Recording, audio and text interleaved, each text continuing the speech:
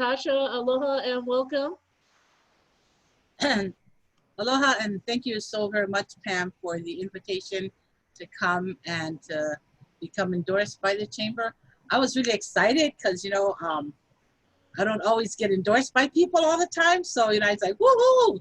So thank you very much. You're welcome. The questionnaire helped me, think and keep my focus straight.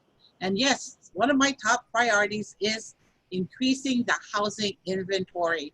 And when we think about housing inventory, doesn't necessarily we got to go build 14,000 units someplace. What it can mean sometimes is doing vertical, right? So you build something that's 4 or 5 stories, like they've done at Kahuilani. That's what Catholic Charities is doing, for the senior housing. Mm-hmm. And then Westlow is doing senior housing too, out there in Kihei. And then Catholic Charities is doing another one over here by the Kahului Post Office. It's all about going vertical and trying to maximize rentals for multifamily seniors. So one way to increase that also is, like I think about Hawaiian homes all the time, right? Because I'm a lessee.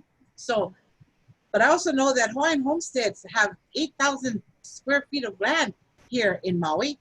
Some have 10,000, some have half an acre, some have 1, and some have 2.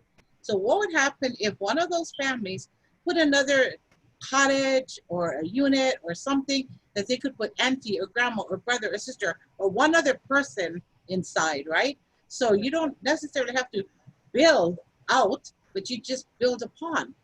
So when I think about affordable housing and I think about increasing that inventory, that's where my head goes, is to be able to look at what we already have and build upon that. But also to look at, what I also know that infrastructure is the biggest cost for housing. So why are we not partnering? The Department of Hawaiian Homelands, they put in all the infrastructure, and all the developer does is come, and then he just builds the houses. And that's why the homes on Hawaiian Homelands are not as expensive, because half the cost is in the infrastructure. If the county would be able to bond many of the infrastructure projects, such as the sidewalks, the wastewater treatment, the sewers, or whatever that might be, because, up country, you don't do sewer anymore. You have to do, what do you call those? Tom, what do you call those things where you don't use a sewer, you have to use septic. Septic systems, yeah. Right, septic systems, right. So, right. So in town, if you're connected to the system, then you're okay. But if not, you have to go septic up country. But the department puts those things in. If the county could do that, a lot of the costs for our homes would be decreased. But also, if you put them not into it, but if we look at the general plan and we follow what the general plan has, then we can probably put housing where the community would say, yes, that's where it should be, because that's the plan calls for, and not putting it out in Never Land. So that is my first priority. Second priority, and that keeps me up at night most of the time, is our unsheltered community. So we look at our unsheltered community. So I kind of like put them in 3 classifications. These are the unsheltered who really need help, and they're looking for us to help support them and subsidize them to get them off the streets and out of the cars and into a more permanent place to live. Then the second classification, I call it, is those that just want to be free. So they don't want to follow the rules. They don't like the fact that they can't bring their dogs with them, and therefore they just want to live out and be free. But then, to me, the most sensitive that keeps me up a lot, and what is always on my heart, is those with mental health issues.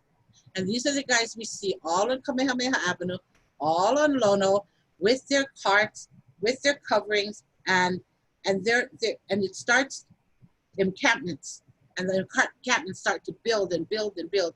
And if the fact is that their mental health issues keeps them from making really good decisions about how they should be living. And yet we cannot violate their civil rights by taking them and forcing them into a place. So we have to figure out, how do we deal with this population that probably doesn't even know what they're doing?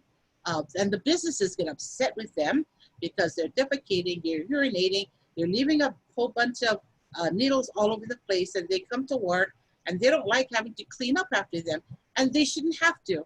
But it becomes our problem, not the counties, not the government, but it's ours. So we all have to get in there and figure out what's the best methodology to be able to resolve this issue with our unsheltered with mental health issues. So that is my priorities: increasing the housing inventory, affordable housing, the homeless, and looking to how can we take the unsheltered with mental health issues and put them into a place so that they can get medical, that they can take their medications if that's what they need, take shots, but whatever it is, it takes them so that they can actually heal their minds so that they can make better decisions about the quality of their life. So that in a nutshell is my priorities. I started working on it on affordable housing when I first came. I thought I could do it in 2 years. Not so, because I'm only 1 out of 9, and there's other issues that we come into play with, you know, on the council about where it should be, where it shan't be, and when the developers come with 201H projects that are in the wrong place, so the traffic becomes an issue, and it just goes on and on. But I will always be fighting for affordable housing. If you build it, I want to support that, and those are my top 3 priorities for now.